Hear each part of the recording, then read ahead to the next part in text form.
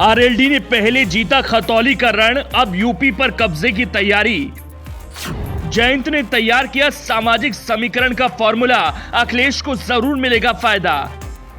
24 की लड़ाई में जयंत निभाएंगे दोस्ती, अखिलेश क्या मोदी के विजय रथ को रोक पाएंगे?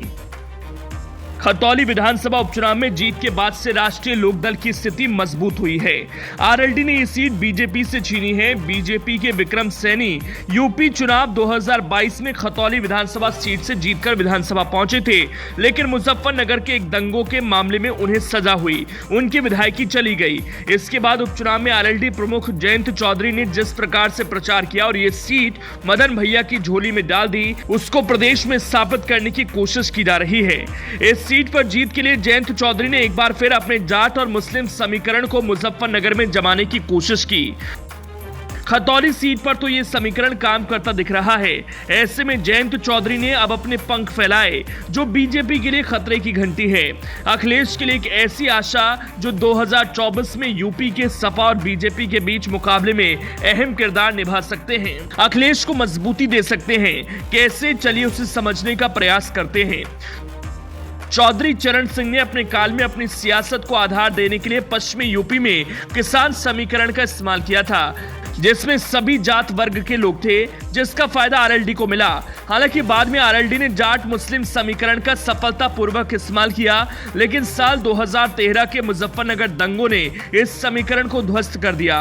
मुस्लिम और जाट अलग अलग हो गए, जिसके बाद बीजेपी ने एक जीतने वाला समीकरण तैयार किया। अब खतौली ने इस समीकरण में सेंधमारी के संकेत दिए हैं। इन संकेतों को देखते हुए जयंत चौधरी सामाजिक समीकरण को बेहतर बनाकर काम करने की रणनीति बनाते दिख रहे हैं। खतौली में आरएलडी की जीत से उनकी सियासत को पंख लग गए हैं। अब आरएलडी ने अपनी सियासत को एक कदम आगे बढ़ा दिया है। ऐसे जिलों में अपने जिला अध्यक्ष की तैनाती की है जिन्हें समाजवादी पार्टी के गढ़ के रूप में माना जाता है। जैसे मैनपुरी जिले में विद्याराम यादव को जिला अध्यक्ष, बदायूं में जिला अध्यक्ष और रामपुर में शाहिद हुसैन को तैनात कर बड़ा संकेत दिया है। ये ऐसी सीटें हैं जहां पर सपा अपनी स्थिति मजबूत मानती है, लेकिन आरएलडी अब यहां पर अपनी पैठ बढ़ाकर राजनीतिक और सामाजिक समीकरण को साधने की कोशिश करने की तैयारी शुरू कर चुकी है। लोकतंत्र में सभी दलों को हर जगह से चुनावी मैदान में उतरने और अपने दांव लगाने का अधिकार है। मैनपुरी और खतौली विधानसभा सीट पर जयंत चौधरी ने दिखाया कि सपा और आरएलडी के वोटर्स को एक पाले में लाने में कामयाबी मिली। मतलब अब वोट ट्रांसफर का मुद्दा बड़ा नहीं है। ऐसे में दोनों पार्टियों का क्षेत्र में प्रभाव बढ़ने से दोनों अपने वोट बैंक का एक दूसरे के उम्मीदवार को ट्रांसफर करा सकते हैं। इसलिए आरएलडी ने 14 जिलों में राष्ट्रीय अध्यक्ष की तैनाती कर दी। इसमें सबसे अधिक 4 मुसलमानों को जिम्मेदारी दी गई।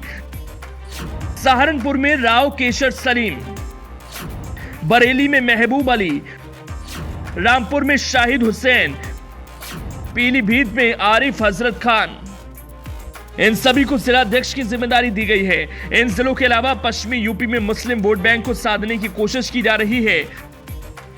बागपत में गुज्जर वोट बैंक को साधने के लिए अध्यक्ष पद पर रामपाल धामा का नियुक्ति। गाजियाबाद में त्यागी समाज का वोट बैंक पाने के लिए जिला अध्यक्ष पद पर अमित त्यागी की नियुक्ति। आगरा में दलित वोट बैंक साधने के लिए महेश कुमार को अध्यक्ष बनाया। अमरोहा जिले में जाट वोट पर पकड़ बनाने के लिए मानवीर सिंह को जिम्मेदारी। फिरोजाबाद में मास्टर देशराज सिंह को अध्यक्ष। लखीमपुर खीरी में ब्राह्मण वोट बैंक के प्रभाव को देखते हुए रालोद ने शिव प्रसाद द्विवेदी को कमान सौंपी। सीतापुर में ओबीसी वोट बैंक साधने के लिए शरद कुमार को कमान सौंपी है। यादव वोट बैंक को लेकर विद्याराम यादव को मैनपुरी की कमान दी गई है। आरएलडी की रणनीति बिल्कुल अलग तरीके की है। जिसका जादू चला तो 2024 में बीजेपी को बड़ा नुकसान हो सकता है तो सपा को फायदा, क्योंकि आरएलडी अपने संगठन के आधार से बनाए गए जनाधार को सपा के पक्ष में ट्रांसफर करा सकती है। एक तरह से देखा जाए तो आरएलडी ने उन जिलों में भी अध्यक्ष की नियुक्ति की है जो सपा के गढ़ हैं, जैसे मैनपुरी हो या रामपुर। जयंत की इस रणनीति में चौधरी चरण सिंह की राजनीति की भी छाप दिखती है। जयंत ने 14 जिलों के अध्यक्ष बनाने में हर वर्ग का ध्यान रखा। ये सपा के फायदे को देखकर भी रखा गया है ताकि उनके पार्टी के उस क्षेत्र में चुनाव न लड़ने पर वोटों का ट्रांसफर आसानी से सपा की तरफ किया जा सके।